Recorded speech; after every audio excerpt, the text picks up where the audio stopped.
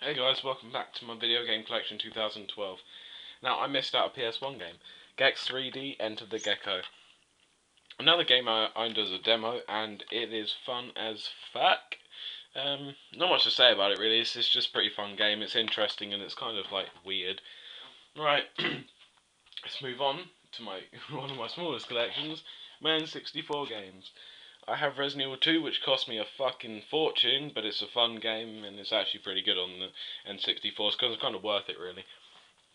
Pokemon Stadium, which I think my dad gave me my N64 and this came with it, but yeah, I've played it, it's a pretty fun game. And Turok, Dinosaur Hunter. Yeah, this game's alright. You know, it only cost me £4, but yeah, it's an alright game. Not that I've played it. No, I haven't actually played this yet. Yeah, it only cost me £4, and I need to yet play it. Yes. Don't know what made me say I haven't played. I have played it. I don't know. Let's move on to my Dreamcast games because again, there's another quite short list. Resident Evil Code Veronica on the Dreamcast. I didn't even know this was on the Dreamcast until I saw it in the shops. I was like, oh, you know what? It's going in my collection. Another Resident Evil game that I really love, and I'm currently playing through. He Wants to Be a Millionaire. Now, I wouldn't usually own this game, but you know, sometimes my mum wants to play a game, and this or Buster Moves in a game she can play, so I thought, fuck it, I'll keep it. Then House of the Dead 2. Now, I don't actually own the gun, so it's kind of annoying with just the controller, but it's a fun game. I still have it on the Wii, but this came with my Sega when I got it, so. Right, let's move on to my Xbox 360 collection. My game's all over my freaking bed, so, you know, I've got to sort that shit out. Anyway, start with the first game. Alien Breed Trilogy. It's an overhead alien shooter sort of game, and I love those sort of overhead games. So this game I picked up for about £10, I think, and it's a fun as fuck game. I absolutely love it. Well, I love overhead shoot'ems, and this is perfect for me. It has 3 games. Bonus! Left 4 Dead 1. Well, most people should know what Left 4 Dead 1's about. You know, zombies, killing them, awesome humour, awesome gameplay, awesome multiplayer. You know. Condemned 2. Without a doubt, Condemned is one of the scariest series I've ever played, because it actually has true horror, not like sort of, oh, what, The Calling. Now, The Calling is a horror game, but it's more jumpy. This is sort of, how can I put this? Fucking creepy. I do like this game, although I prefer the first one. This game's still a really good game. Speaking of the first game, here's Condemned 1. I don't know how much this cost me, but this game is extremely fun, and it's confusing and creepy. Highly recommended for like sort of gory, sort of, you know, good people that like good games, basically. This isn't actually mine. I'm borrowing it currently. Someone lent it to me. I haven't actually played it yet, so there's not much I can say about it really. Aliens vs Predator. This game's okay, if not a little bit annoying and difficult at times. It's alright.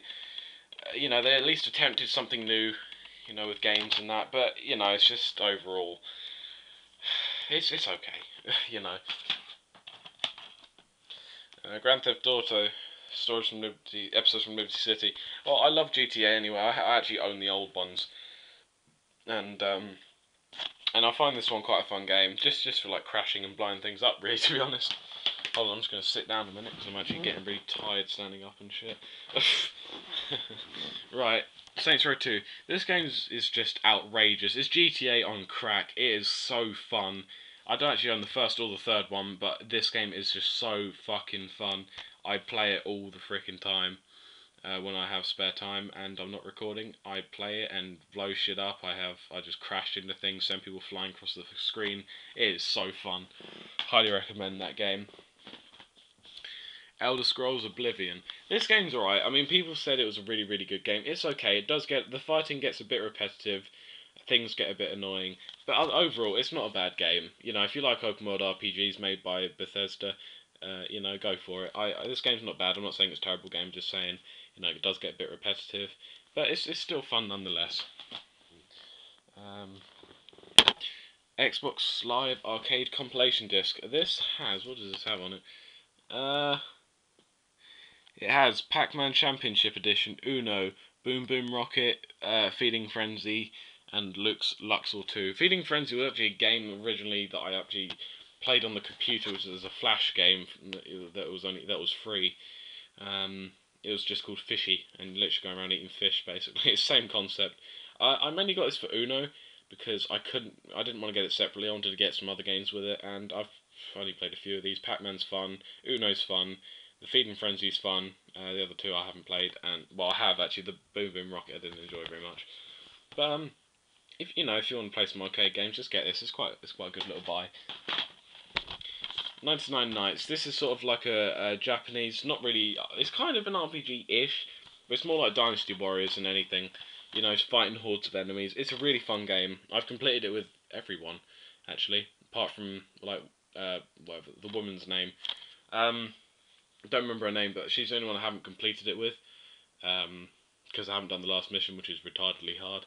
But yeah, nice fun game. If you like defeating hordes of enemies and being able to play the missions again with all your power-ups and weapons, then get this game. Xbox Live Arcade Unplugged. This game came with look, six games. Came with Bejeweled 2, Geometry Wars, Retro Evolved, Wick, Fable of Souls, Texas Hold'em Poker, and Outpost Cookie, and whatever was the fucking I don't know what that says, and Hardwood Backgammon. I only actually mainly got this for Bejeweled. Geometry Wars is quite fun, and I haven't played any of the others, so you know, yeah. But, you know, it's, as I said, it's like the other one. It's a nice little pickup. Left 4 Dead 2. Well, just as I said about the first one, really. Just as good as the first one, if not a little bit better due to the gore. But yeah, why not? It's a good game. Buy it if you like multiplayer zombie games. Dead or Alive Extreme 2. All I can say is boing. Basically, this is literally, yeah. It's about as perverted as you get with some games, but this is alright. I mean, the gameplay's a bit irritating. The game's fun. It's just, if not a little irritating at times, but I just got this because everyone's like, oh, buy it. You know, you might have a bit of fun with it. So I bought it, and it's alright. It's not bad. You know. Fable 2. I did originally own this game a long time ago, but I sold it because my file corrupted and it pissed me off.